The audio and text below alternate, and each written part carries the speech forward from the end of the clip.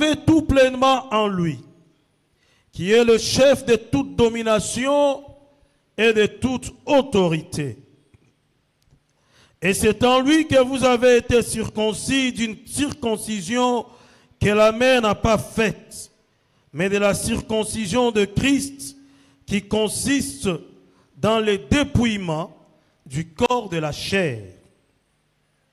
Ayant été ensevelis avec lui par le baptême, vous êtes aussi ressuscités en lui et avec lui par la foi en la puissance de Dieu qui l'a ressuscité des morts. Vous qui étiez morts par vos offenses et par l'incirconcision de votre chair, il vous a rendu à la vie avec lui en vous faisant grâce pour toutes nos offenses. Il a effacé l'acte dont les ordonnances nous condamnaient et qui subsistait contre nous. Et il l'a détruit en le clouant à la croix. Il a dépouillé les dominations et les autorités et les a livrées publiquement en spectacle en triomphant d'elle par la croix. Parole du Seigneur. Okoti kozwa esika na yo vanda. Connaître Christ et la puissance de sa résurrection. Yangonde ezali mama na likambo. Oyo tozali ko développer na semaine oyo. Mokolo na liboso mosali na nzamba yebaki na kotalisa biso Yesu nde nani. Alobela kibiso makambo ebele asina suka yebisi biso Yesu Kristo azali oyo andimi kokita na sena moi oyo po abikisanga abikisa peyo. Amen, amen. Yesu Kristo azali nde oyo andimaki koya na sena moi kotika nkemu kotika nyonso mais pour la mission ya kobikisa yo ya kobikisanga po ye ezala mokonzi pe mobikisi na biso. Alléluia. Mokolo na lobi mosali na nzambe ayebaki na kolobela biso na ndenge nini esengeli toyeba Kristo, connaître Christ et comment le connaître. Pe balakisaki biso Yesu nde nani, ndenge nini tokoyeba ye asalaka nini. Bayebisaki biso Yesu Kristo azali mutu oyo aye po apesa biso bolingo pe bolingo ya solo. Yesu Kristo azali mutu oyo azali kopesa biso biloko oyo biso tobongaki nango te me ya pesi biso po alingi biso. Alléluia. Yango na solo bana yo na semaine oyo Yesu Kristo akopesa yo biloko oyo batu baloba obonga na yo te po ye asi abonga na place na yo. Alléluia. Zala na esengo.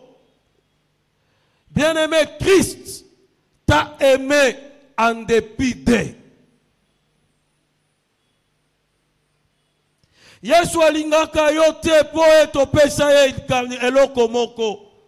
Alingaka yo te po sala eloko moko. Mais Christ t'a aimé à cause de son propre amour. Alléluia. Il t'a aimé à cause de son propre amour. Na pourquoi na lelo si j'ai toko développé Zali la puissance de sa mort et de sa résurrection. La puissance de la mort de Jésus-Christ et de sa résurrection. Nguya oyo ekangami na kufa pe lisekwa na Yesu Kristo.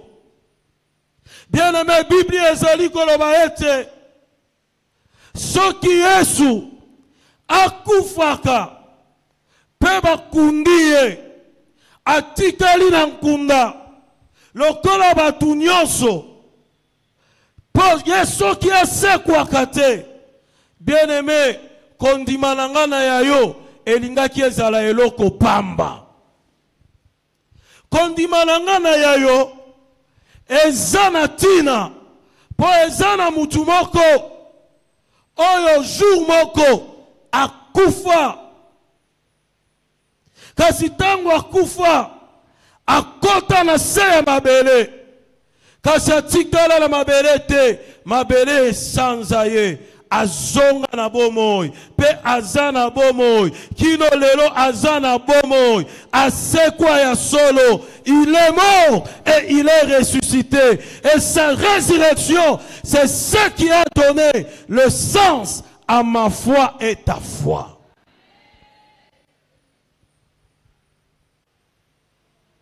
Et ça na batu, na ba religion musus, bango pe balaka batu.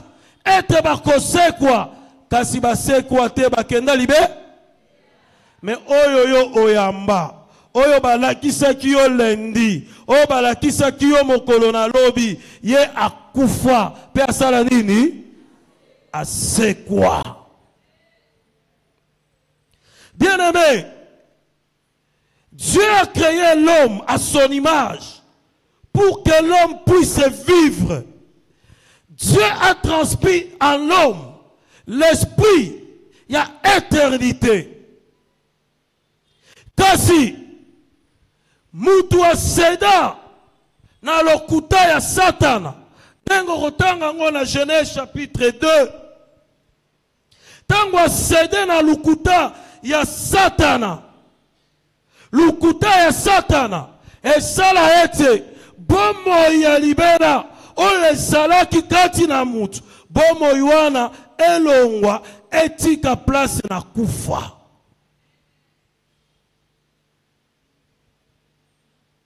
Et parce que Dieu aimait l'homme, Dieu ne voulait pas que l'homme puisse être perdu éternellement. Ali-moi pour la libéra. Yango kotanga na Jean chapitre 3 verset 16, Bible le dit, car Dieu a tant aimé le monde qu'il a donné son Fils unique, afin que quiconque croit en lui ne périsse pas, mais qu'il ait la vie et yango nzamba lingaki mokili kole pesa mwana na yese moko Yesu Kristo po ete mutu nyonso oyo akondimela ye abunga te, akufa libela te, kasi azonga na bomoi pe bomoi ya libe. Bien-aimé, la Bible dit que la mort est entrée par un seul homme qui était Adam. Et pour que la mort puisse partir, céder la place à la vie, il fallait que ça passe toujours par une mort pour que la vie puisse revenir. Voilà pourquoi Jésus-Christ andimaki alobite nganaye na sena moi oyo po ete liwa kufa oyo ekutaki e ekotaki elati bomo ya mutu esede place na bomo penga esengeli na saladini na kufa po ete mutu azala azwa pe bomo ya seko. Voilà pourquoi comme personne d'entre les humains ne pouvait faire ce travail de ramener la vie na bomo ya mutu oya bungisaki yango, il fallait quelqu'un qui devrait se déclarer comme étant capable. ya kolongola kufa.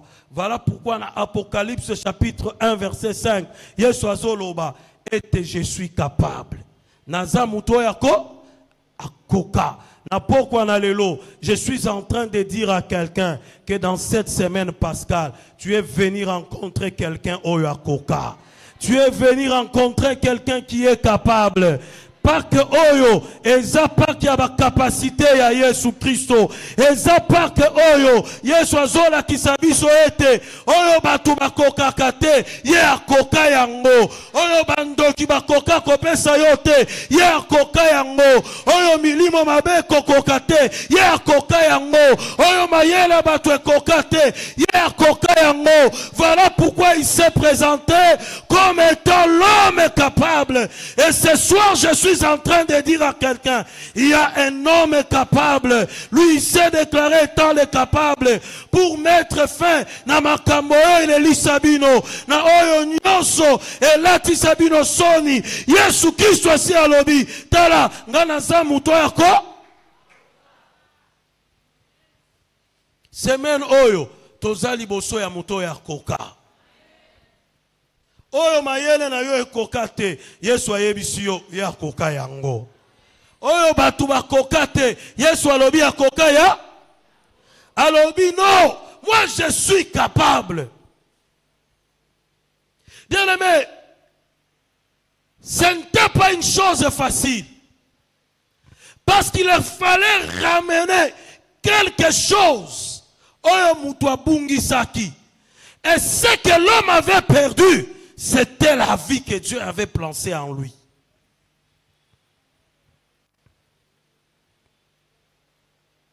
C'était une mission difficile.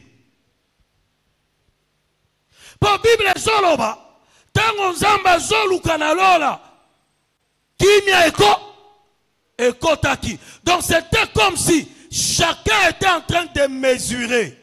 Makambo nini oya koleka liboso na ya. C'est comme si film ya ekulus. Ya couronne d'épines. Batu nyonso wana na loba nde komona yango avant. Baya na se na moi. Tant ba la kisi que donc soki na ndimi na kolate kotuan e kotubanga. Oh non, Zambe ngaite. Mususu atali do ba kotuba epeli konga. Na mipanzi habite. Bako beta ye boy. Akozwa ekulusu. Et puis akokota na nkunda. C'est comme si bamusu balobaki oye kokuta na kokota na nkunda. Otikali kuna libe? Abinzambe. Nga eloko yote. Amen, amen. C'est comme si nga na bisa moi si nga bato baponaka na ba film. Ba rôle ya kokufa bakundie. Mais bato baza compliqué nga na film na repona jamais rôle ya kokufa pe ba fasa nini. Balelanga jamais nga na opona ka rôle oyo naza bien. On les a la fille. Naza maman. Oyo quand c'est ça na film moqué libé. Na bibani. Et puis mutu muso ba tchepe na sani na cercueil. Nabi ba tu na cercueil. Nabi kolo na biso Congo eza compliqué. Ya ba côté mususu. Zonde balandela kayo déjà. Ba beta yo mbata na cercueil ya film.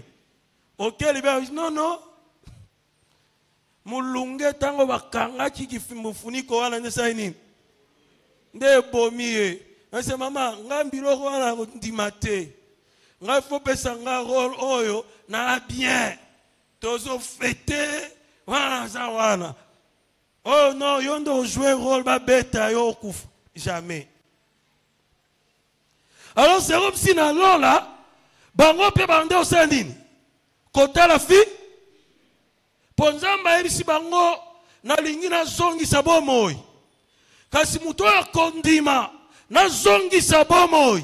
oyo muto na keleki abungisaki tala makambo oyo akoleka na yango tango bazotala oyo alobi ngai te mosusu atali alobi ngai te mosusu atali alobi ngai te mosusu atali alobi ngai te kasi eyaki tango moko elombe mobali moko tango atelemi ye mpe bandi kotala filme lokola bamosusu ndenge babandaki kotala bazoboya yango bazobanga yango balobi tokokoka te eleki kilo me ye tango atelemi atali filme yango nde na suka yebisi nzambe alobi tala namoni filme yango ndenge kozala filme yango eza compliqué eza mobulu malgré complication ya filme yango malgré mobulu ya filme yango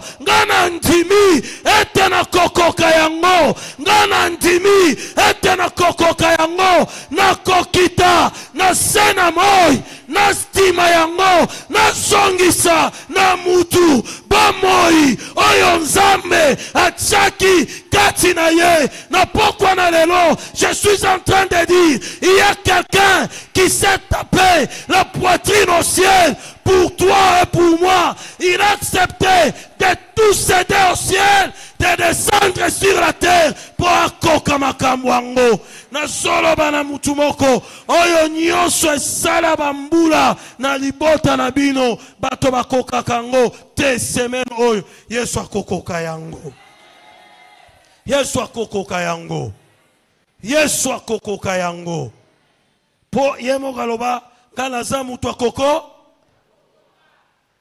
donc semaine oyo tant tozo silisa ngo na mutu akoka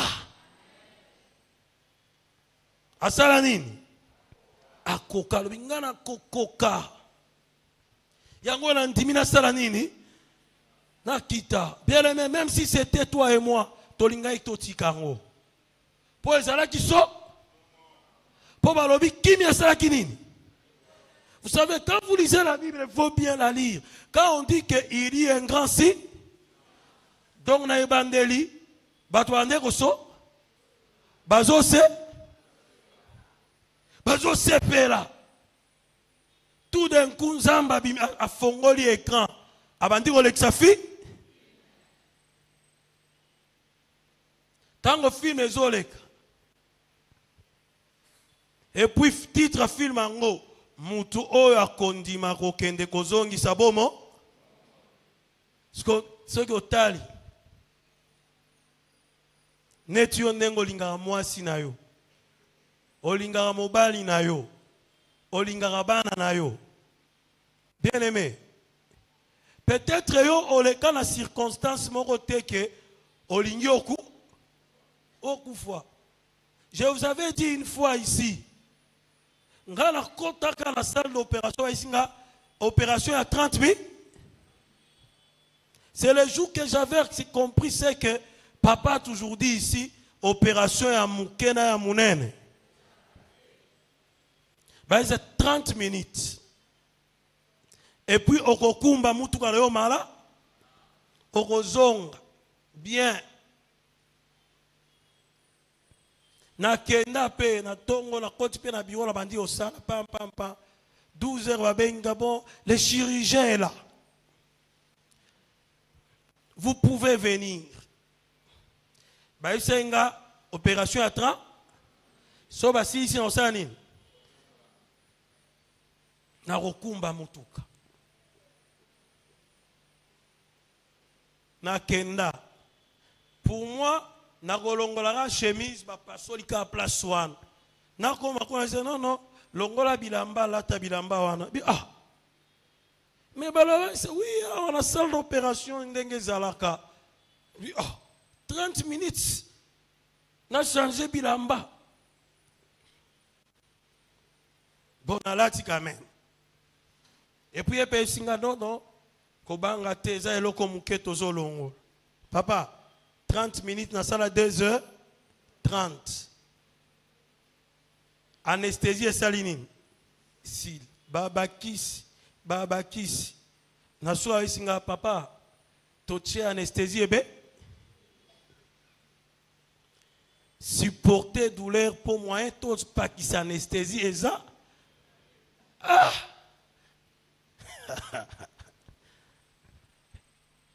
Nabandi osambela. Moi si ngai ba ka ke ba ko sala ba ko longola ngai loko wana. Mais jour wana eba ki teke ba ko longola ngo. Et pas la biso mutu moko ta sa kini. Aebaki.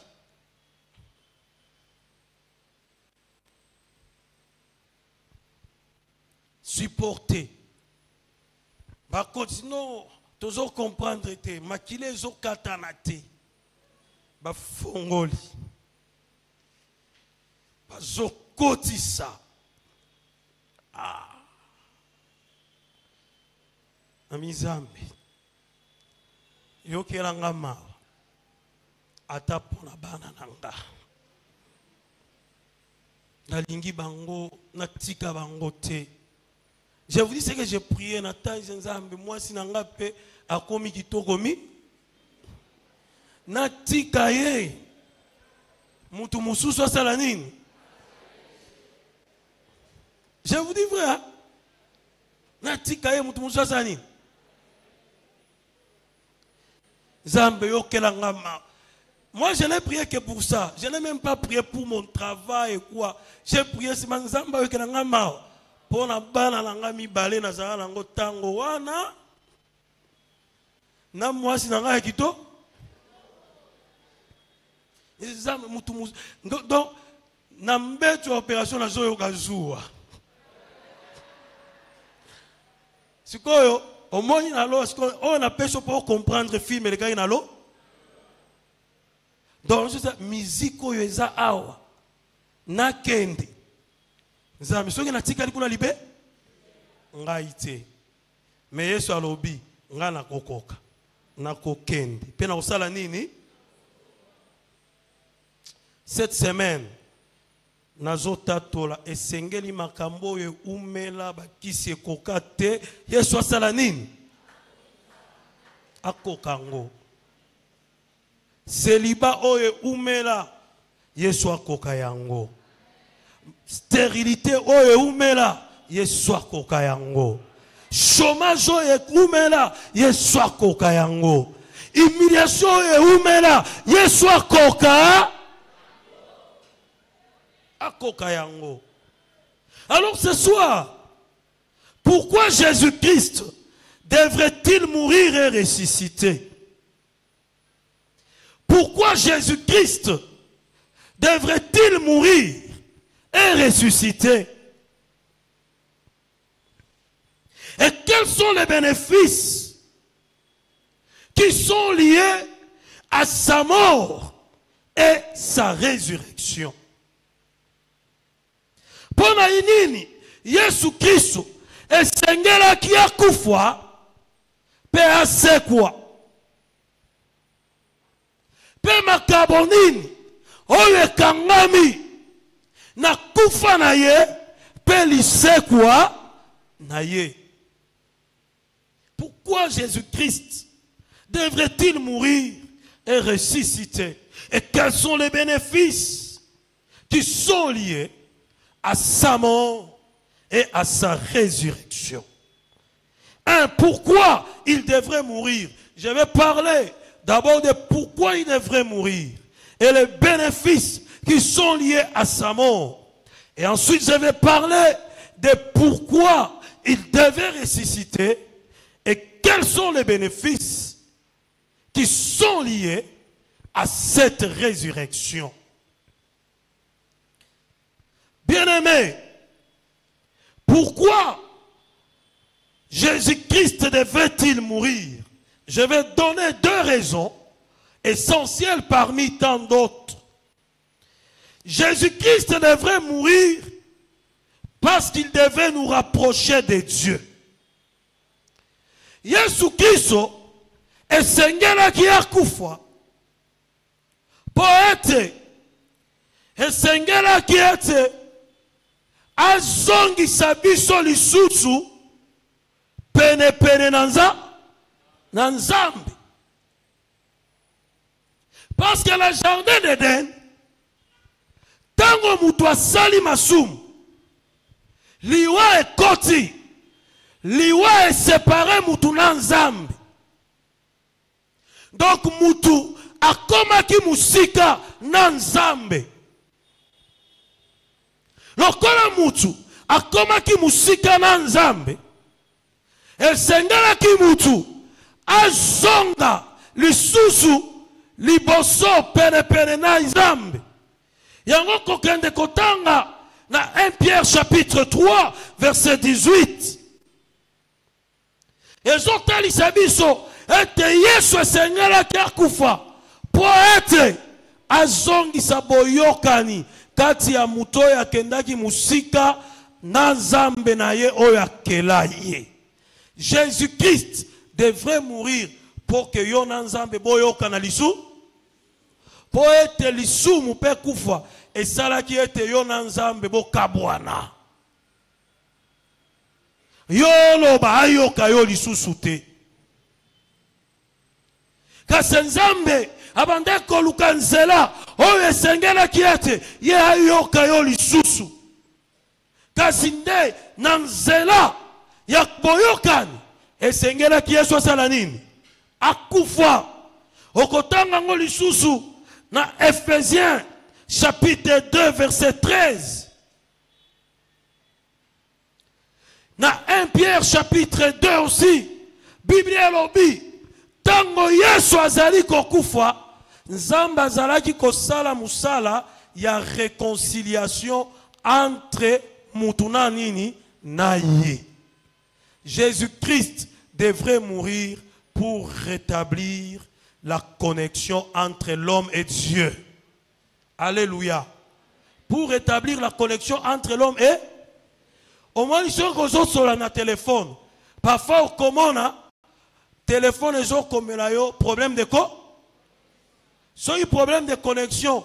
Okoyoka mutu alobi nazoyoka yo lisusu atozoloba yazo salanine azoyoka yo lisusu te. C'est ce qui s'était passé quand nous nous sommes séparés de Dieu. Tango nyonso tobandai koloba eza lokolo zoloba na téléphone mais côté kuna nzamba azo salanine azoyoka te. Esengelaki mutu moko aya pour rétablir bonne connexion. Et la personne qui devrait rétablir la bonne connexion, c'est Jésus-Christ par sa mort. Donc Jésus-Christ devrait mourir pour rétablir la connexion entre l'homme et nalingina la kisayo na poko na lelo entre yo na nzambe à cause ya kufa ya Yesu. Connexion ici ezongi malamu. Soki obengi nzamba koyoka yo mala. C'est pour dire on a besoin ya koleka na antenne mususu te. Antenne oyo ezo relier connexion yo na yao e bengami Yesu Kristo. Pour ceux qui obengi mutu na téléphone et kenda rekoti wapi na antenne moko, antenne wana connecté na téléphone musu ndebo bandi osola mala tala Yesu Kristo nde antenne na yo oyo ezo connecté yo nanza. Écoute, tu n'as plus peur d'autre chose.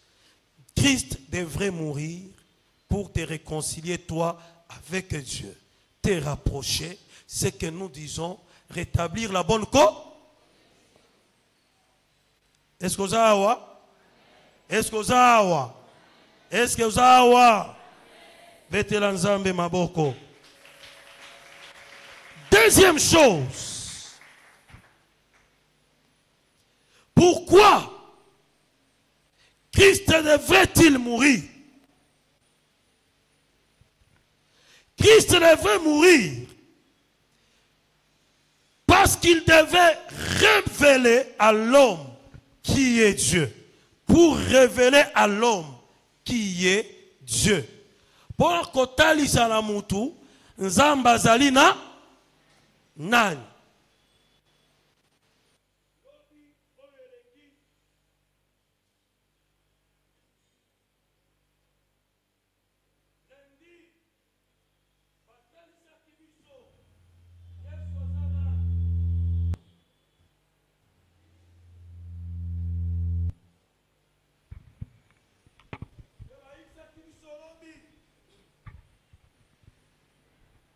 koyeba ye pe tokoki koyeba ye ndenge nini. Kasi lokolo yebi Yesu, Yesu ye pe sengelaki akufa po a revele nga na yo Nzambe azali nani.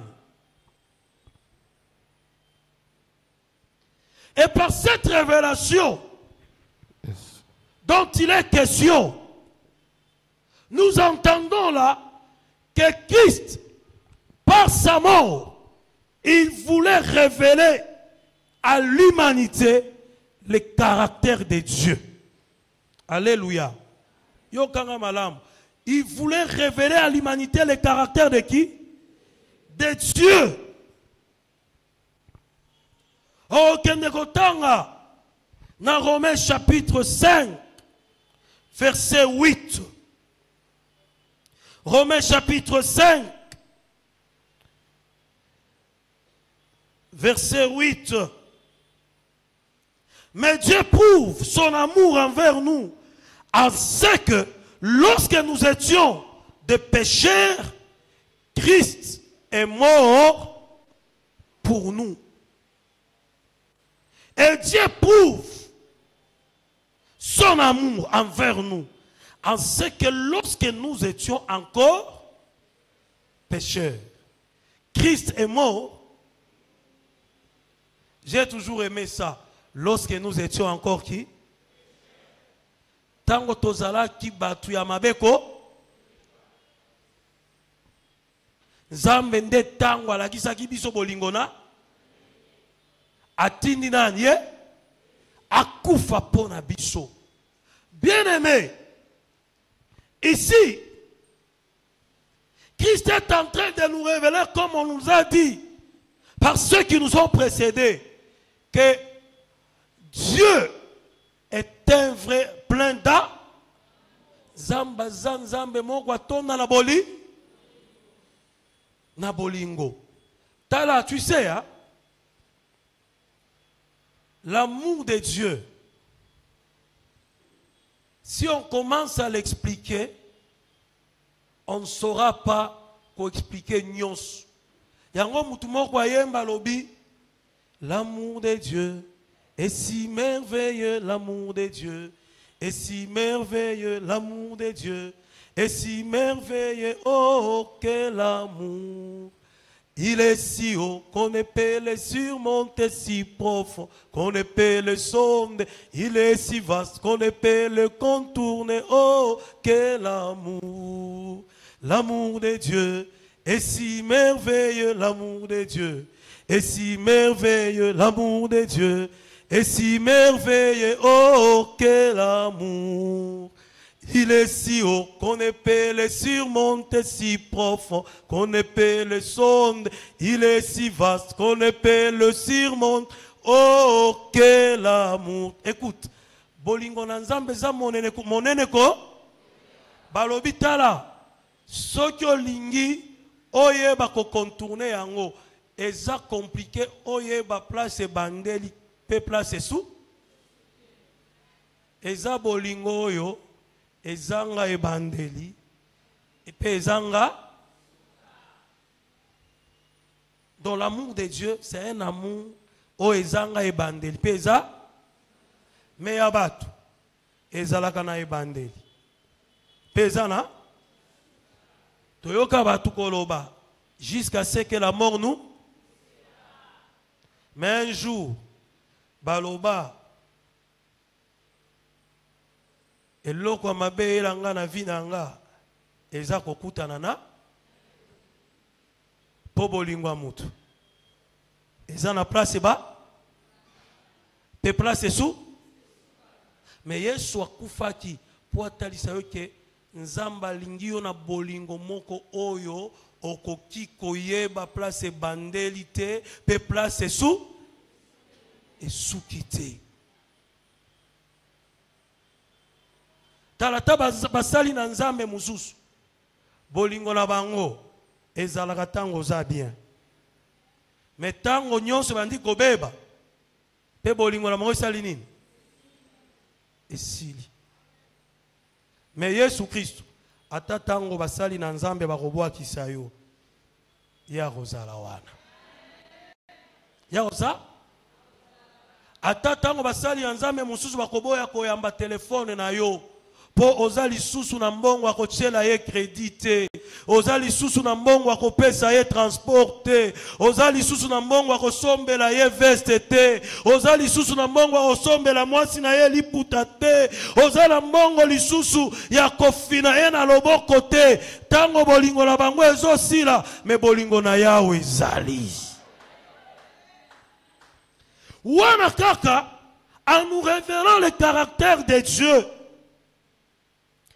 Christ était en train de faire comprendre à l'homme le sérieux avec lequel Dieu traite le problème du péché.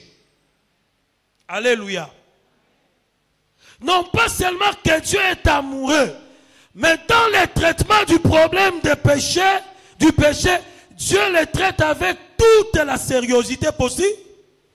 Au côté en Romains, chapitre 3, versets 25 à 26.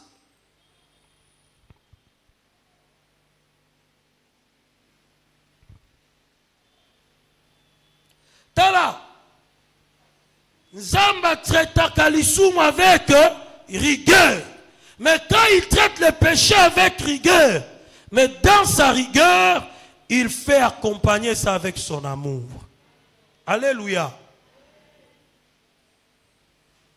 Ce n'est pas parce que Dieu est un Dieu plein d'amour qu'il se plaît dans masumu yamutu. Dieu, c'est un Dieu qui traite le problème du péché avec rigueur et sérieux.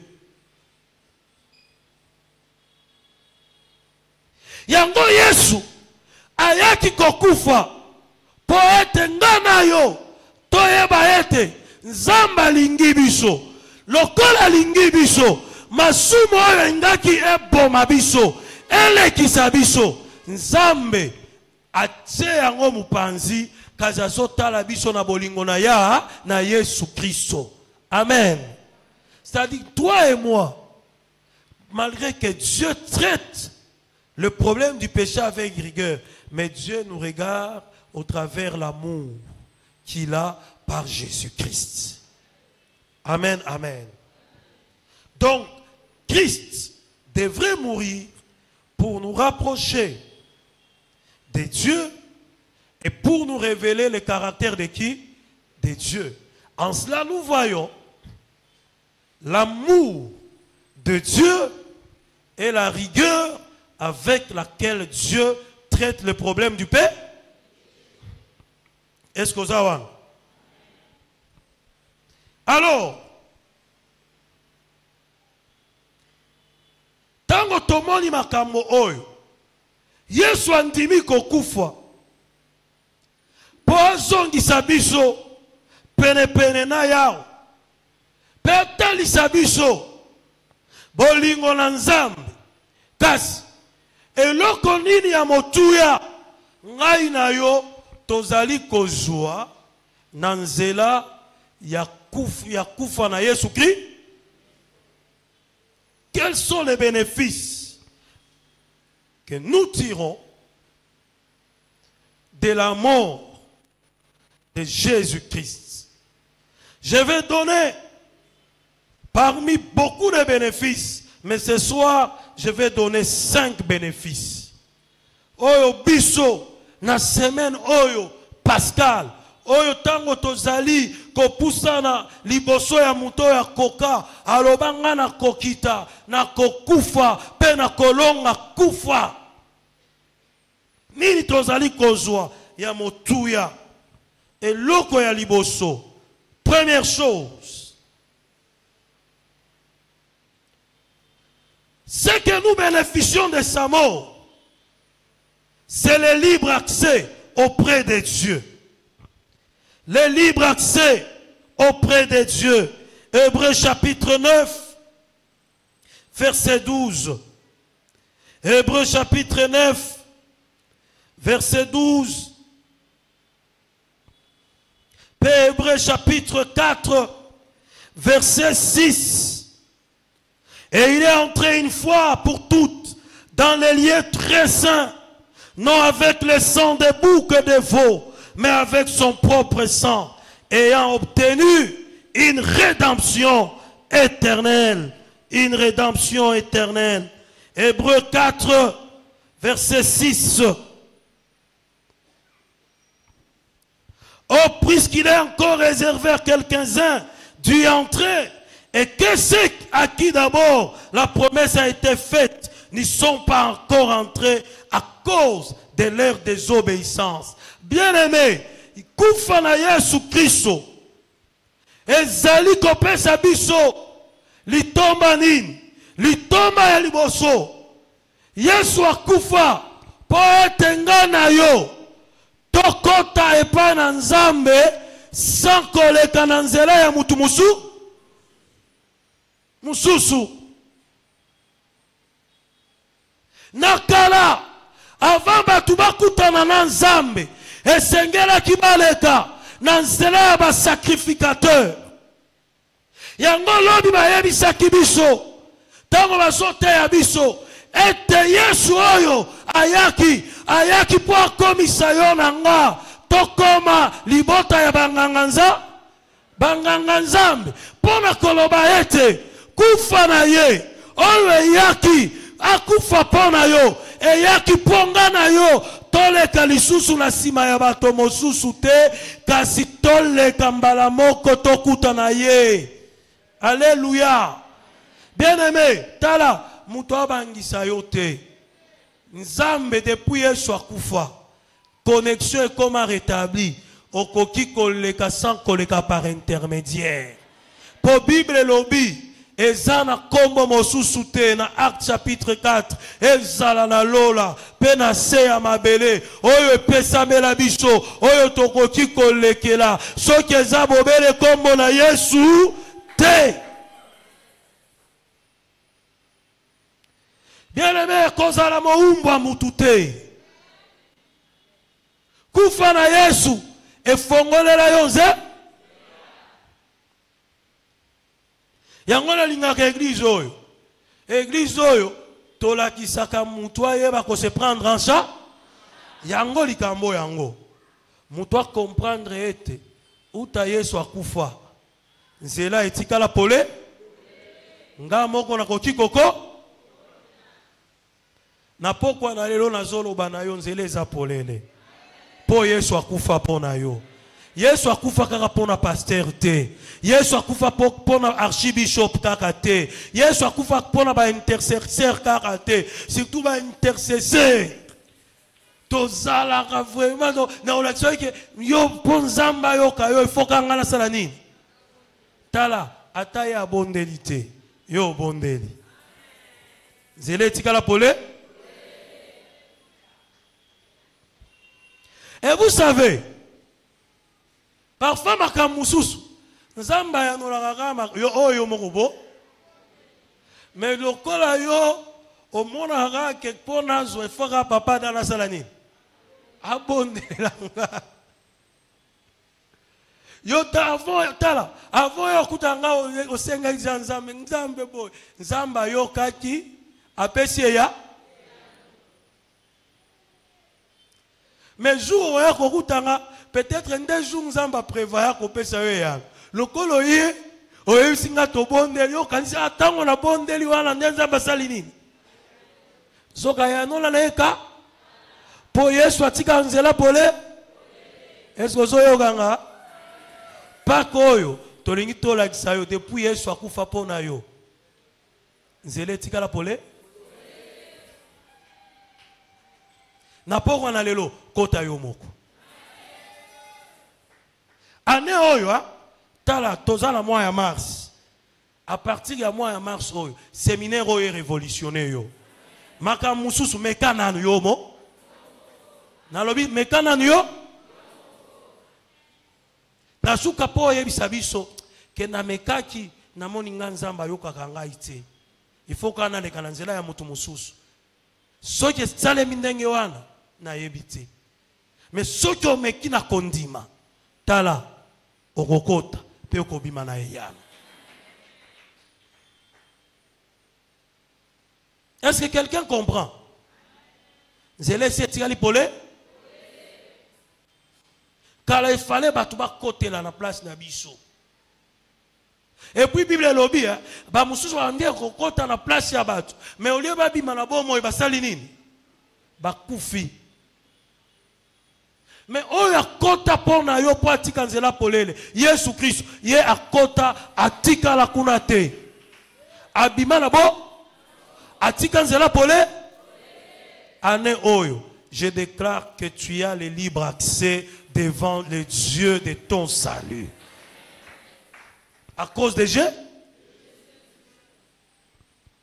Deuxième bénéfice, la libération des condamnations.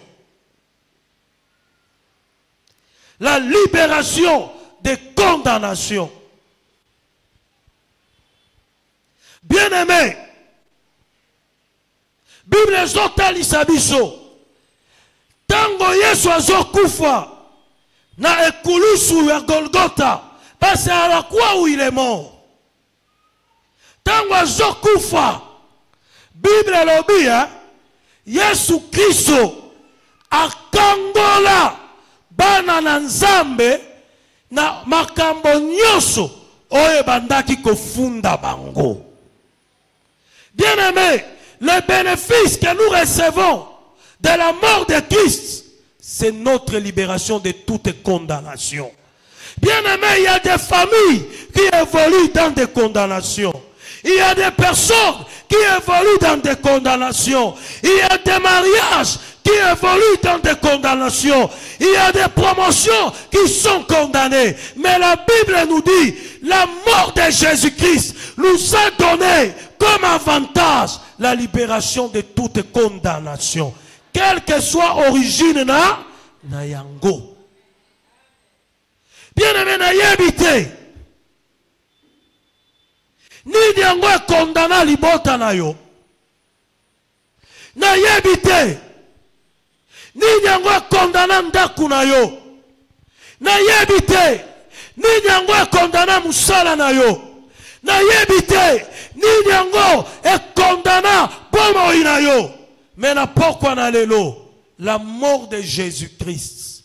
La mort de Jésus-Christ. Oyandima ki kokufa. Ezali po ekangola yo na ba condamnation yo. Ezala ba condamnation ya makambo yebitina. Ezala ba condamnation ya makambo yebitina te. Yesu Kristo akufa po a libéré yo. Dès totangi yango na Colossiens chapitre 2. Oh que ce soir, laisse que toutes les condamnations tombent. Ba condamnation nyonso ya butu, ba condamnation nyonso ya moi, ba condamnation nyonso ezoleka na bibale, ezoleka na bazamba, ezoleka soki bisika nini, ezala bato ya obotami na bango nde ba kondanaka yo, ezala bato libota na yo te nde ba kondanaka yo, ezala baninga na yo, ezala bato tambolaka na bango nde ba kondanaka yo. Na pokwa na lelo tika kufa na Yesu Kristo esala ete guya nyonso ya condamnation ekweya, condamnation na stérilité ekweya, condamnation na célibat ekweya, condamnation na botutu ekweya, condamnation na chômage ekweya, condamnation na loi ya remise à zéro ekweya, condamnation na vie ya matanga ekweya, condamnation nyonso ekweya po Yesu Kristo na nzela na kufa na ye a libéra biso na ba condamnation nyo. À cause de sa mort, nous sommes libérés de toute cause.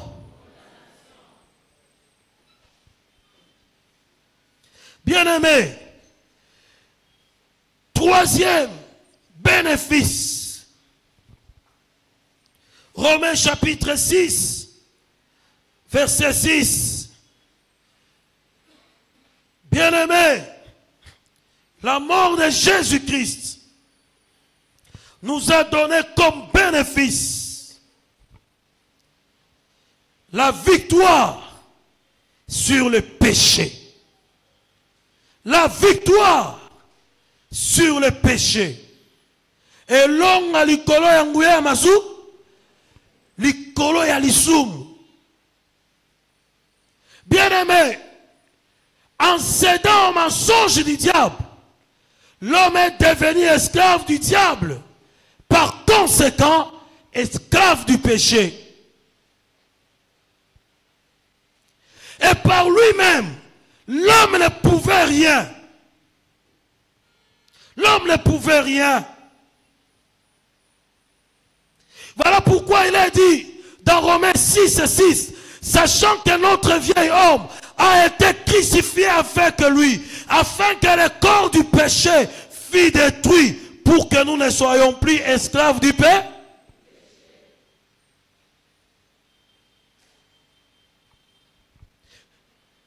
Afin que le corps du péché fût détruit, pour que nous ne soyons plus esclaves du. Bien-aimé, Bible lobby, tango Yesu akufi, biso en tant que bakristo, tokufa na yelo, elongo. Et tango tokufi na yelongo, nguya pe ya lisumu, ekufa ki elongo na nani? Na Yesu. Voilà pourquoi, bien-aimé, les bénéfices que nous avons de sa mort, parmi tant d'autres, c'est la victoire sur la vie du péché. Bien-aimé, Christ est mort pour que l'isumu oyo konzakayo olonga yango. Et konzayo lisusu. Et konzayo lisusu te.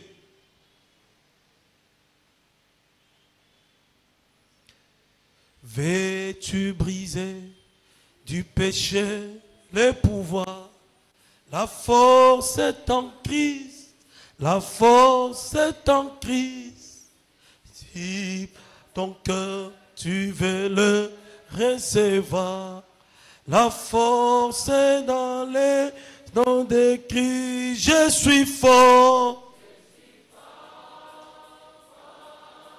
Oui, plus que vainqueur par le sang de Jésus, mon sauveur.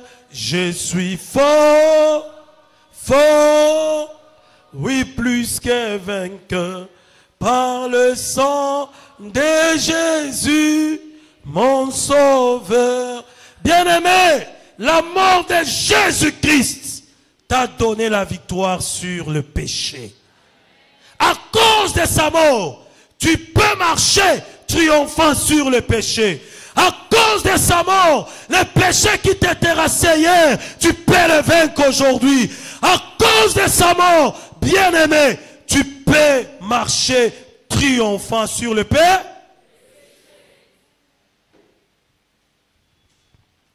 Quatrième bénéfice, la guérison.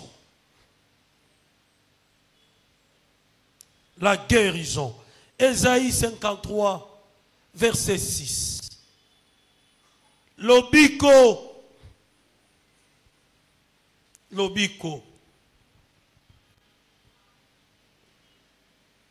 Bien-aimé, c'est à la croix où Christ est mort. C'est à la croix où son corps a été meurtri. Et la Bible dit que par ces meurtrissures, nous sommes. Par ces meurtrissures, nous sommes. Tala, tango yeso bandaki kokufa. Père Koufi. Bien-aimé, ezalaki ponga na yoto bénéficier na eloko moko ya motuya. Lobi, la guérison na baniveau nyo. Eza la guérison spirituelle. Eza la guérison physique. Un des bénéfices, bien-aimés, que nous recevons de sa mort, c'est la guérison physique et spirituelle, dans tous les domaines, dans toutes les dimensions.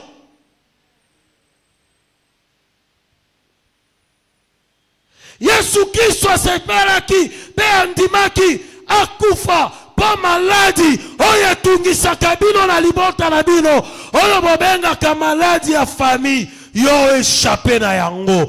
Bana na yo ba échappé na yango. Ba génération mususu échappé na yango. Parce que Yesu andimaki kokufa po na yango. Quelle est cette maladie? Oyo traversa ba génération na ba génération.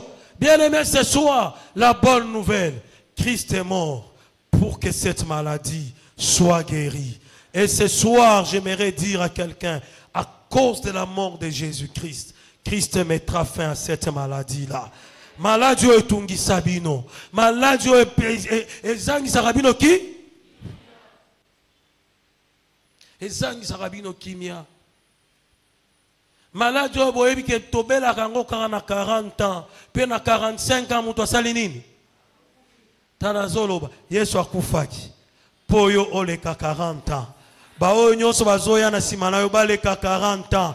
Nazoloba na mutu moko maladi oyo eboma bato ya famille na yo ekoboma yo te, ekomema yo te, ekomema yo te, ekomema bana na yo te. Esi ememi bao bususu bakenda. Mais na pokwa na lelo Christ nous dit qu'il est mort pour que toi tu sois guéri de cette maladie là. Et comme toi tu seras guéri de cette maladie là, bao yo nyonso bazaya libota na yo bakokufa na yango lisusu te po maladi wana Yesu alonga yango na kufa na ye.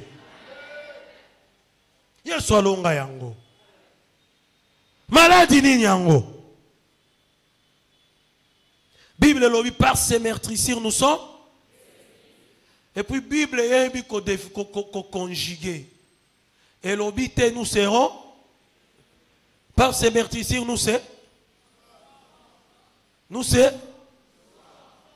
Nous avons et nous sommes. Donc, Nenazolo banayo na pourquoi lelo. Tu peux dire par ces meurtrissures, je suis guéri. Par ces meurtrissures, ma famille est guérie. Par ces meurtrissures, même mon frère là, qui doit en principe partir, parce qu'il y a si à Kokisi, à Bamboula Nango, Aza déjà dans l'hôpital, dans Zolo Bala Moutumoro, Ata Moutumoro déjà la famille Nabino, Yende déjà zo subir, Makamoa na Sikoyo, pour être malade, Zouane Kokisa Maka, Nambula Oya Zanango, Pebo Yebike, Asia Bandi Kobela, Lokola Bandi Kobela, et Sengeli Yakende, na Zolo Banayo na Pokwa na Lelo, ton frère là, ta soeur là, est guéri parce que par la mort de Jésus-Christ nous avons comme bénéfice la guérison à toute maladie, que ce soit des maladies curables, que ce soit des maladies incurables. Et ça la maladie il y a Kobwakela, et ça la maladie il y a Botutu, et ça la maladie il y a Bilakelimabe, et ça la maladie oye uti wapi dans la solo banayo. Par cause de la mort de Jésus-Christ, nous sommes guéris. Nous sommes guéris. C'est un des bénéfices que nous recevons. La guerre. Vraiment, Yesu azalaki mutu akoko. Azalaki mutu akokoka. Aboya ko définir maladie na yo na passé, na futur. Mais à définir ça yango na présent pour appeler ça yo lobi qu'on a présent. Alléluia. Kobanga te malade wane koboma yo te. Ekolekisa yo te. Ata esi ezu yo. Na pokwa na lelo okoleka na yango te. Bonne année ozo ya okofete. Et puis anniversaire walo barotuna hein?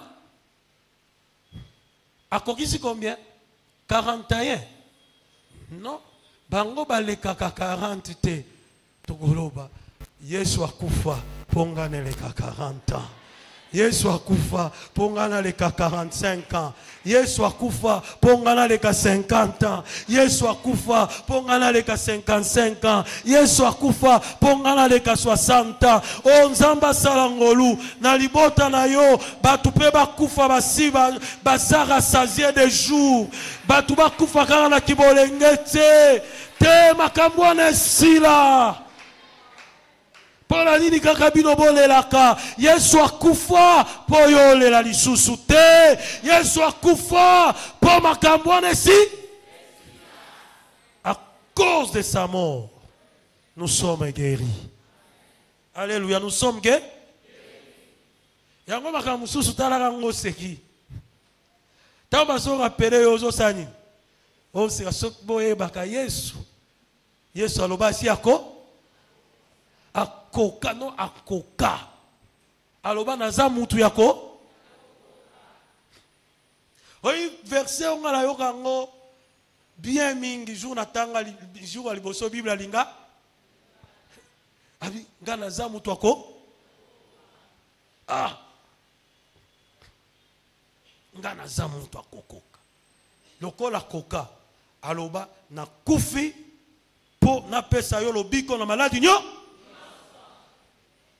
Ye akoka alobi ke akobikisa yo. Sikoyo yo okobanga.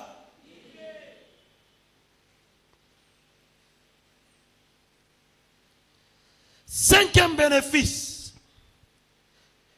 La mort du Christ a pour bénéfice la vie en abondance. La vie en abondance. Je suis venu pour que les brebis aient la vie et la vie en... Et la vie, et quoi? Et...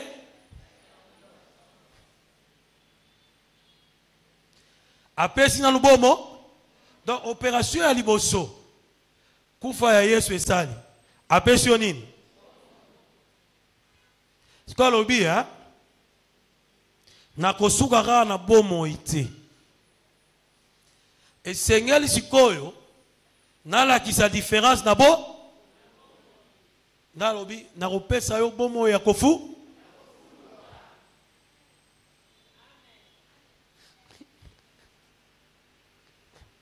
Makambo yanga na yo ha totanga ka parfois Bible tozo comprendre ngo la kibomoto.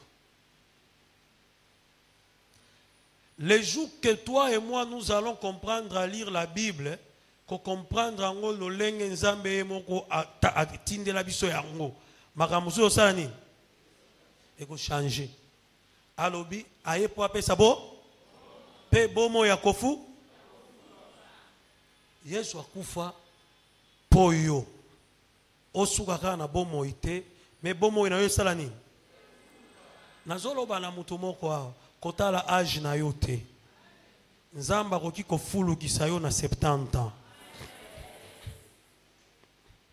te ondimi te bwani nzamba akoki kofulukisa yo na combien abakiseli yo pe 20 ans apesi makasi na mino na yo apesi makasi na makolo na yo atiki o perdre goûter pour 20 ans ya kopesa yo wana olia chocolat oyo kagu ya cho.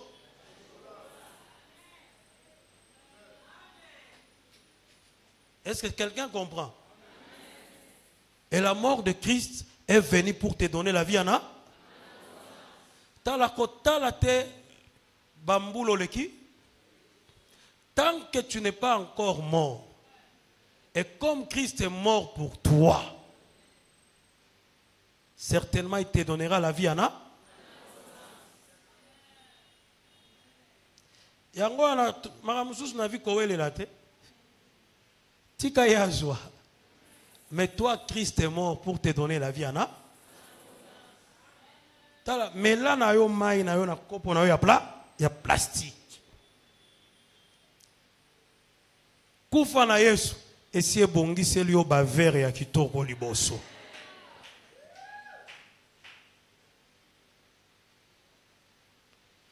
Tala okolekana se na moyo yo te na mai ya miso.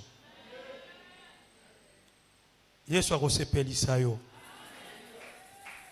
Parce qu'il est venu pour que tu aies la vie en a.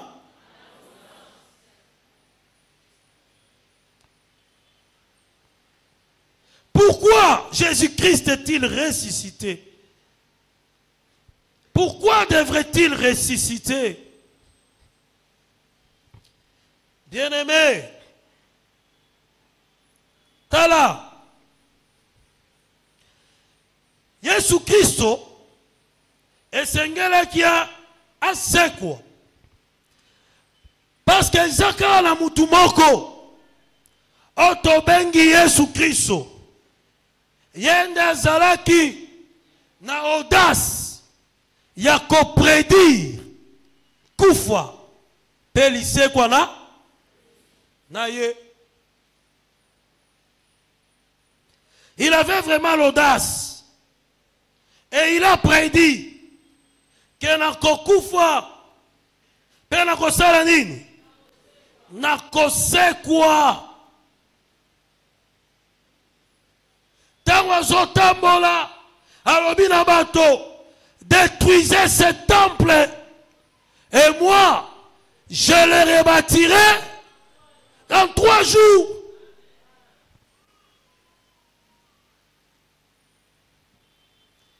Acte chapitre 2 verset 4.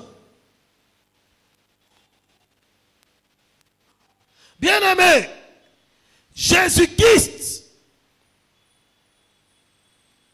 devrait mourir pour prouver l'impuissance de la mort. Pour la kotalisa na kufa ete yo kufa yo liwa oza eloko pa l'impuissance de la mort. Parce que Bible ezali koloba Satana akangaki bato ebele lokola bakangami kuna na bisika ya kufa. Mais sengelaki mutu moko aya na sena moi akota bisika Satana akangelaka bato. Satana kanisaki akokanga pe Yesu kuna. Mais Yesu aloba ngana kokota kasi na kobima pe akota. Biblia lobi mokola liboso atikala kikuna ya mibala tikala kikuna kasi mokolo misato elombe mobali atelema. Satana zomituna likambolini na zomona likambolini ezoleka bato nyonso bakota kawa oyo atelema kazalite. Me mobali oyo bamibenga moto akokoka atelema aloba na kufa ete mokolo na lelo na zola kisayo ete liboso nanga yo kufa oza impuissante. Christ devrait ressusciter pour prouver l'impuissance de la mort. Alléluia. Il est sorti de la tombe. Il est sorti de la tombe. Bien qu'il y avait des surveillants, bien qu'il y avait une pierre qui était placée devant sa tombe pour l'empêcher de sortir. Mais l'homme de Golgotha, Elombe Mobali, Abimananku, Pe alakisa kufa. Tango kotanga na 1 Corinthiens chapitre 15. Bible zoba, ô mort, où est ton aiguillon? Car Christ t'a vaincu. Ce soir, je suis venu annoncer à quelqu'un que Christ a vaincu la puissance de la mort. C'est pourquoi il est ressuscité.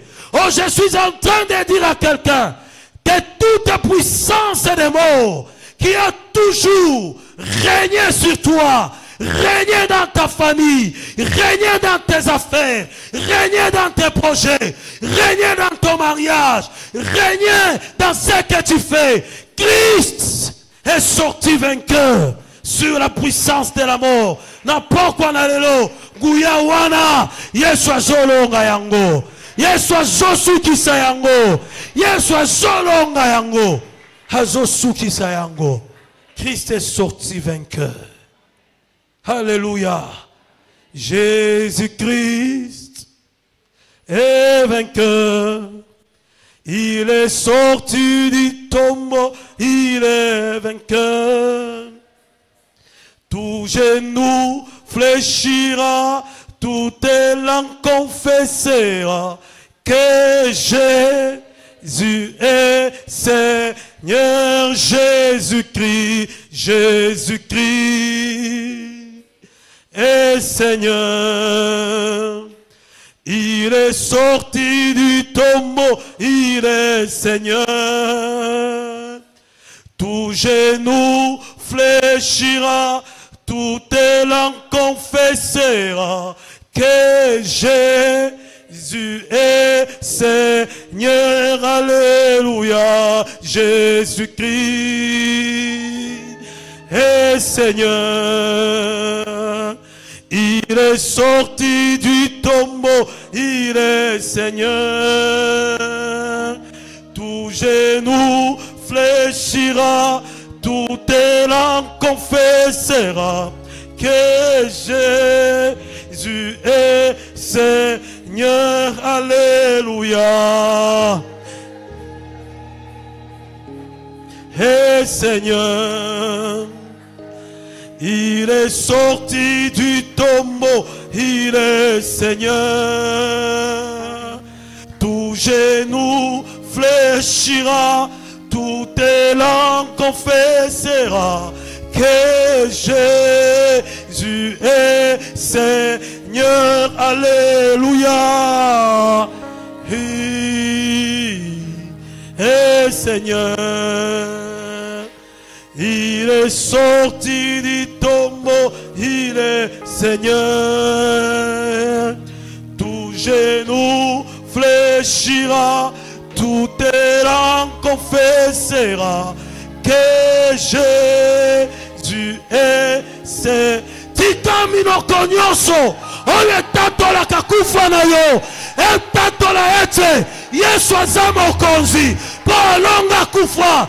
Tika kufa wana na pokwa na lelo etatola ete Yesu Kristo aza mokonzi po alonga kufa. Il a vaincu la mort. Il devait ressusciter pour prouver l'impuissance de la mort. Jésus-Christ a vaincu la mort. Il a vaincu la mort. Et qu'est-ce que tu bénéficies de sa résurrection? 1. La nouveauté de vie. Romains 6, 4. Romains 6, 4. Christ est ressuscité pour nous donner une nouvelle vie. La Bible dit, nous sommes morts avec lui, ensevelis avec lui, et nous sommes ressuscités pour mener une vie, nous. C'est la résurrection de Jésus-Christ qui nous donne la possibilité de marcher dans une vie nouvelle avec Christ. Yango yaka ko sala ete bomo inabiso ezala bomo yo eza consacré, bomo yo ezo salela yawe, bomo yo eza koluka ya. 2. Christ est ressuscité pour chasser les ténèbres dans nos vies. Luc chapitre 1, 76 à 79. Tala, Yesu asekwaki, po ete Bible lobi, na mboka ya bawa, molili nde konzaka. Yesu Kristo akotaki, bisika molili ezokonza. Tango ye abimi, po ete molili oye bandaki kokonza. Elimwa, Paul Salanini, et Kota, laisse que la résurrection de Jésus-Christ chasse les ténèbres de ta vie, chasse les ténèbres de ta famille, chasse les ténèbres qui t'environnent. Il est ressuscité pour que tu puisses marcher dans la lumière. Oh mon asikoyo, clair. Tikalise kwa na Yesu, etalisa yo clair. Et monisa yo clair. Et benga na molili. Oyo place obandaki ko tatone. O tatone li sousouté. Troisièmement, sa résurrection a pour bénéfice na biso ba Christ. C'est pour placer les chrétiens au-dessus des œuvres de ténèbres. Éphésiens chapitre 5 verset 4 à 7. Ok, on va attendre le verset 2. Bien-aimé, tala, Yesu c'est quoi? Bible alobi, tango ya sekui, asekwa ki, azwaki biso, amataki na biso likolo, acha biso likolo, ya milimo nyonso ya moli. Christ est ressuscité pour te donner la domination sur la force du ténèbre. Tala, à cause de sa résurrection, oye bandaki ko konzayo et ko konzayo lisusute. Yesu akotia yango na se ya makolo na yo. Bien aimé, c'est comme qui dirait à cause de sa résurrection, tala banguna na yo tala ka bango boye. Bandokyo tala ka bango boye. Milimo mabe o tala ka yango boye. Ba onyo so babundisaka yo o tala ka bango boye. Boyo zaliko à cause de sa résurrection. Il est ressuscité. Et il t'a placé au dé. Tala, muto yaza likolo. Est-ce que bangara muto yaza nase? Na pourquoi na leo j'aimerais te dire. Ozaliko? À cause de la résurrection de 4. Sa résurrection nous donne le pouvoir de répartir sur de nouvelles bases. Toujours dans Romains 6, 4. De répartir sur de nouvelles bases. C'est comme qui dirait, à cause de la résurrection de Jésus-Christ, plus rien ne sera comme avant. À cause de la résurrection de Jésus-Christ, plus rien ne sera comme... Yesu c'est quoi pour makambo salanine et bongwa yo moronde oyebi ce babande ko sekayo à cause de sa résurrection ba ko sekayo te lisusu parce que plus rien ne sera comme oyo ba mesana na yo e ko sala lisusu ndenge wana te. Alléluia. 5.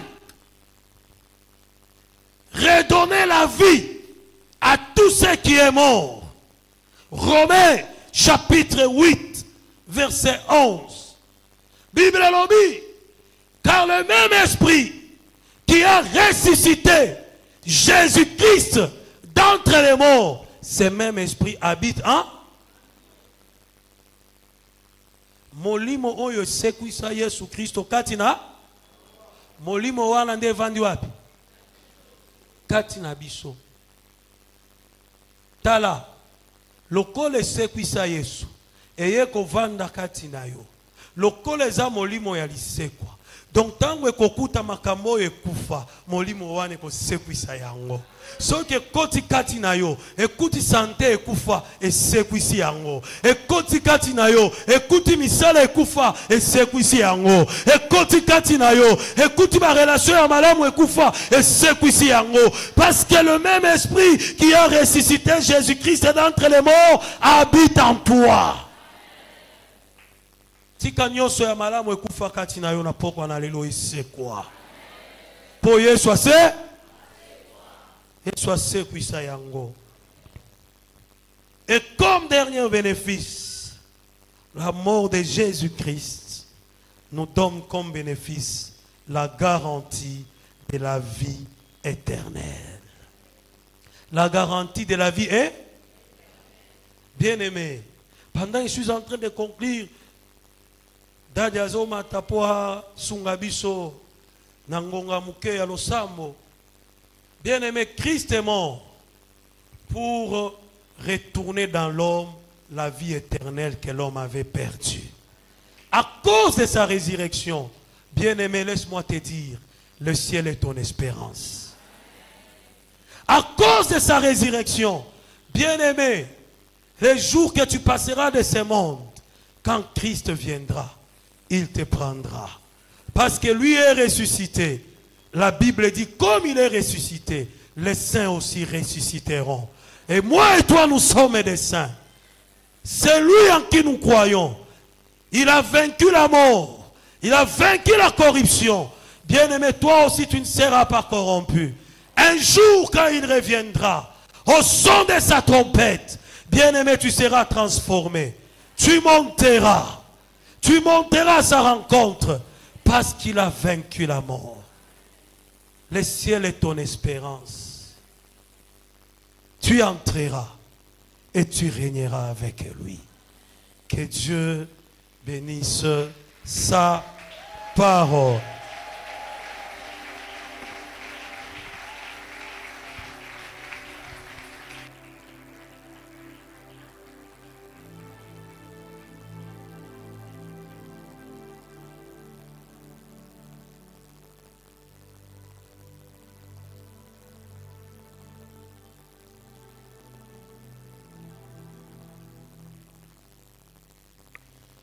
Nalingi sikawa mutu na mutu angumba mutu na ye atonda nzambe po na bumengo nyonso epesameli biso na nzela na kufa pe lisekwa na Yesu. Tonda nzambe, tonda nzambe. Yesu abikisi yo, alongoli yo na makama, alongoli yo na balimiti na bandelo batiela yo, abimiso na boloko, alongoli yo na bakondamnation na bareklamation, abimiso na buumbu, alongoli yo na sa bokonzi ya lisumu, apesi yo elongo, alongoli yo na buumbu ya mamaladi oyo uti na mababe ya kubwakela ya fami, apesi yo lobiko na bokono nyonso, alongoli yo na se na makolo ya Satana, amatisi yo pe atie Satana na mapinga na yo nyonso na se makolo na yo. Tonda ye, tonda ye, tonda ye. Kufa ezali suna nguya te likolo na bomoi na yo. Un nouveau départ est possible. Fini au désespoir. Tonda ye, tonda ye.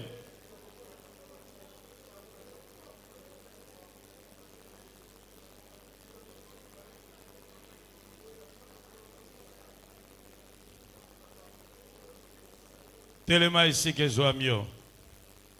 Quel sauveur merveilleux je possède, qui s'est sacrifié pour moi, et sa vie innocente il a cède, pour mourir sur le fameux bois attaché.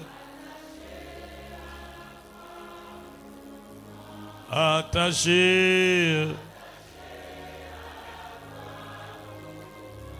il a pris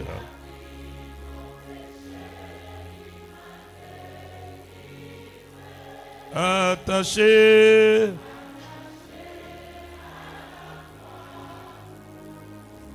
attaché.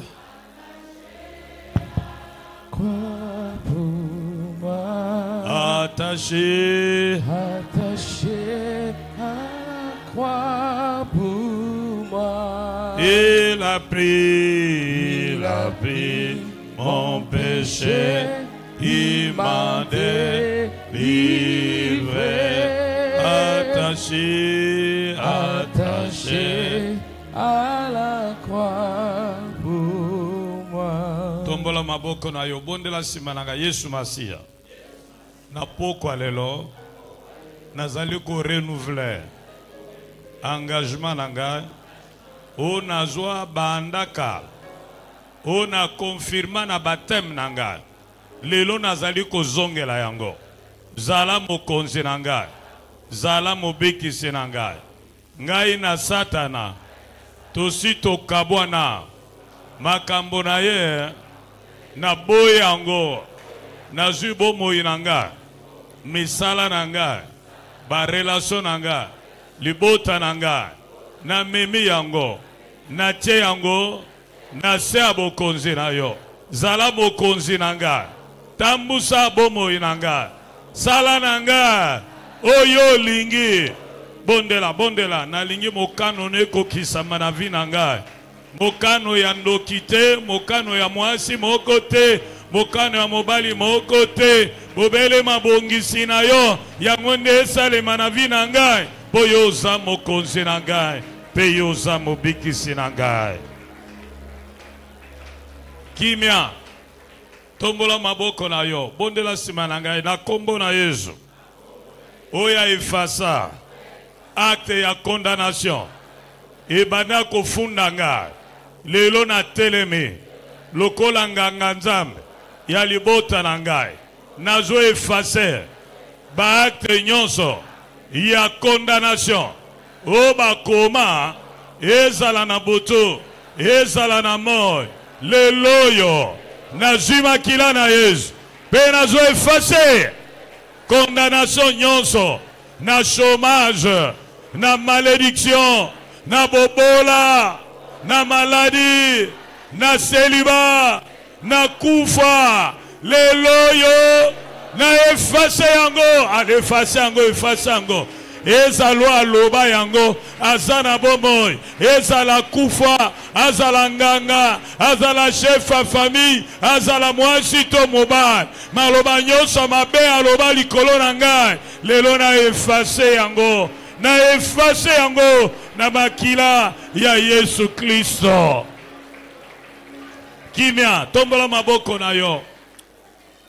Bondela sima na ngai, Yesu Masiya, lelo batenga, ete yo, ozali sanctificateur na ngai, oye kolongola ngai, na boumbu, ya lisumu, lelo yo, masumu nyonso, oye komisa ngai, zoba na yango, lelo na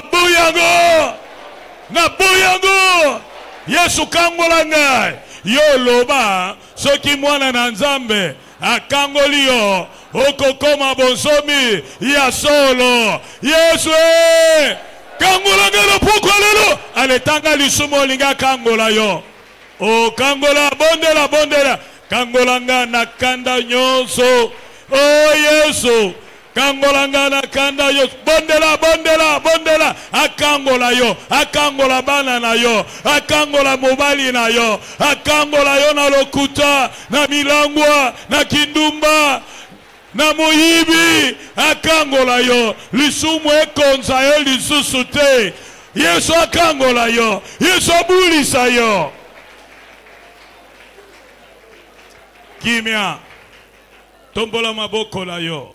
Oh, tombola bien maboko na Yesu Masiya. Batenga na poko lelo. Pe na ndimi yango. Ke yo mema ba maladi na ngai nyonso. Oye boma ba papa. Oye bela ba mama. Yo mema yango nyonso. Maladi ya kobwakela. Ya koloka. Ya bitumbu. Ya héritage ya famille. Yo mema ngo nyonso. Po yo lingaka. Na bela te, o sepela kate, nga na bela, yo lingaka, na zala na sante malam, yango nelelo, na zo mituna, maladi nini, o yo mema te, ponga na mema yango, na yebi yango te, c'est pourquoi na pokwa lelo, na kondima, na zo boya, bokuzi na malade, yo malade, babengo nani, outa wapi lelo yo bokonzine sili na zoto na ngai ale benga nango babengo maladi ya tension, babenga maladi ya diabete, babenga maladi ya tuberculose, babenga yo sida, babenga yo cancer, babenga yo hépatite, babenga yo goitre, babengo na combodine, babengo stérilité, babenga yo azoospermie, babenga yo anovulation, babenga yo nan, yo malade.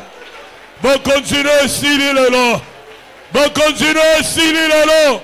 okokauka utamisisa na yo kino na matiti na yo olongwe okotanga malisusu te na bomoi na ngai pe na libota na ngai.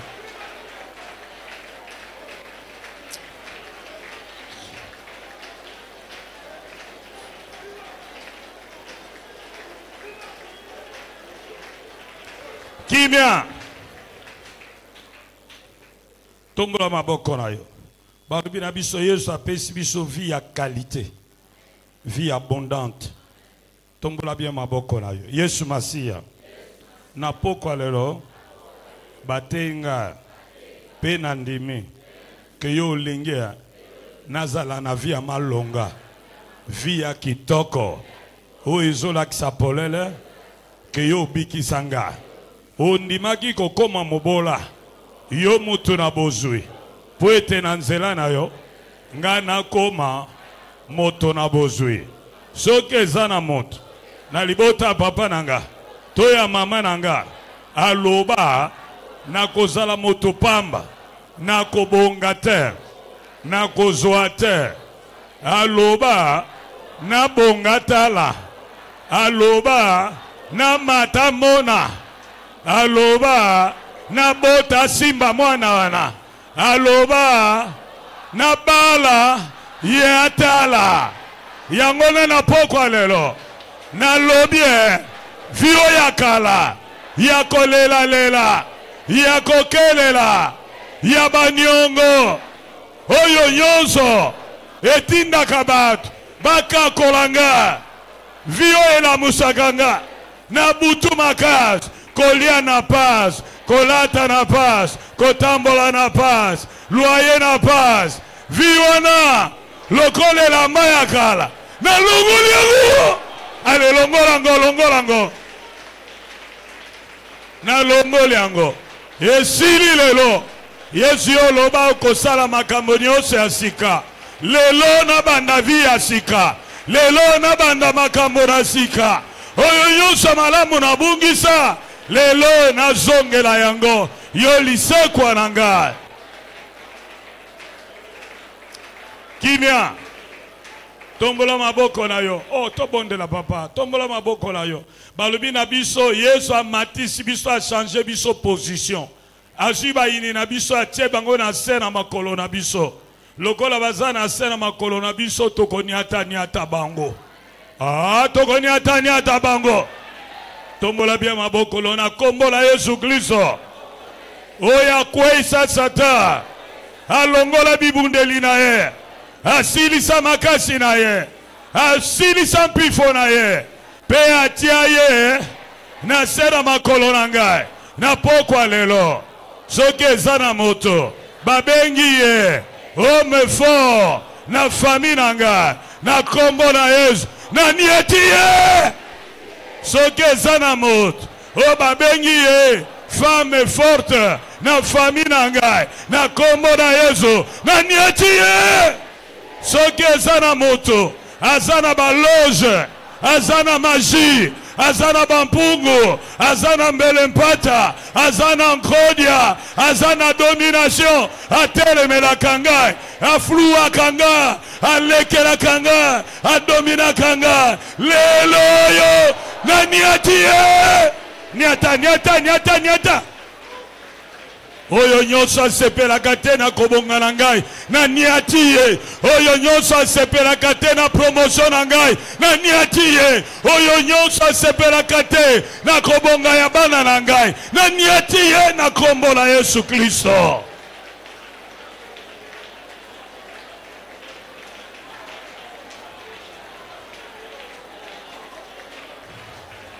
Niata ye.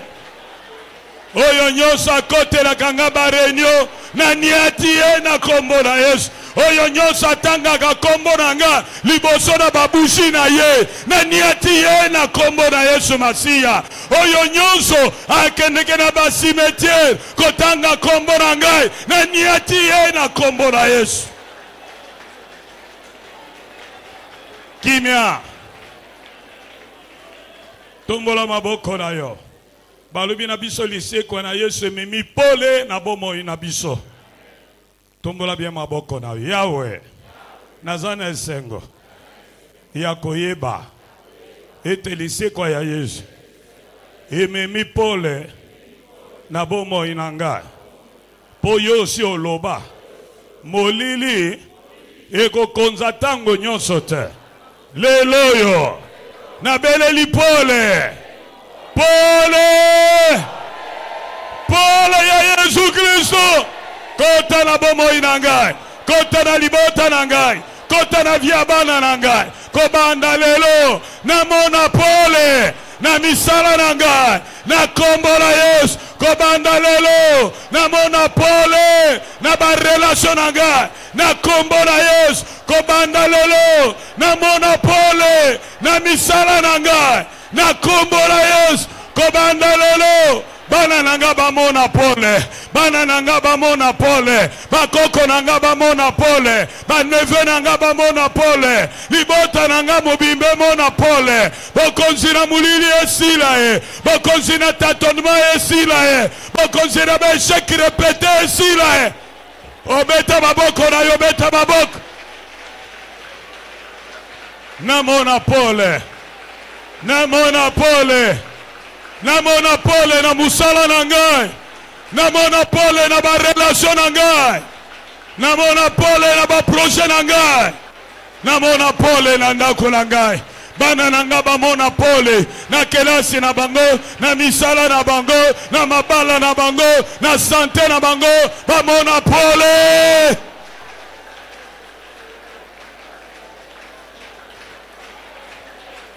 Hallelujah.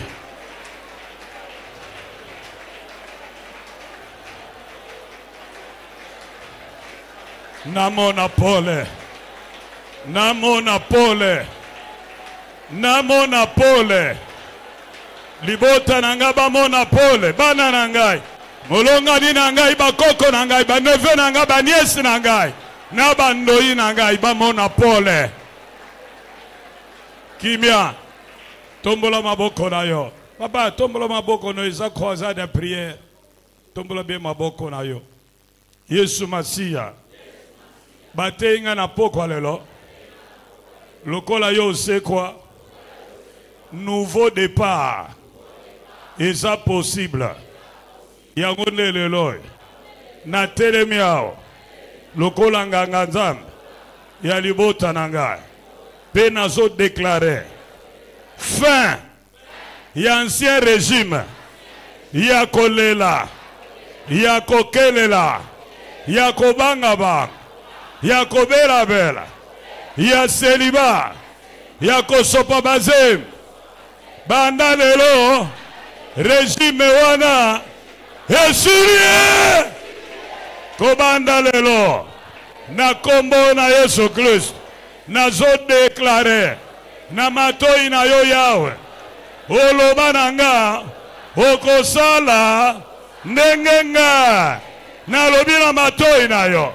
Lelo nazo déclaré. Régime ya sika. Ebandi na vinangai. Régime ya esengo. Régime ya bozui. Régime ya elonga. Régime ya santé malam. Régime ya succès. Régime ya mabala malonga. Ya pete. Régime ya promotion. Régime ya élévation. Ezala ponanga. Pona bana nanga. Pona molonga ninanga. Pona libota nanga mobimba. Ona lobie. Ekotika la bongo. Aussi longtemps. Yesu aza. Na kita bokonzi nae. Allez, betela Yesu maboko. Betela Yesu. Tatola, déclaré. Je vais faire toutes choses nouvelles.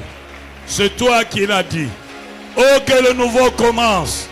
Que le nouveau apparaisse dans ma vie. Que le nouveau apparaisse dans ma famille. Que le nouveau commence tout de suite.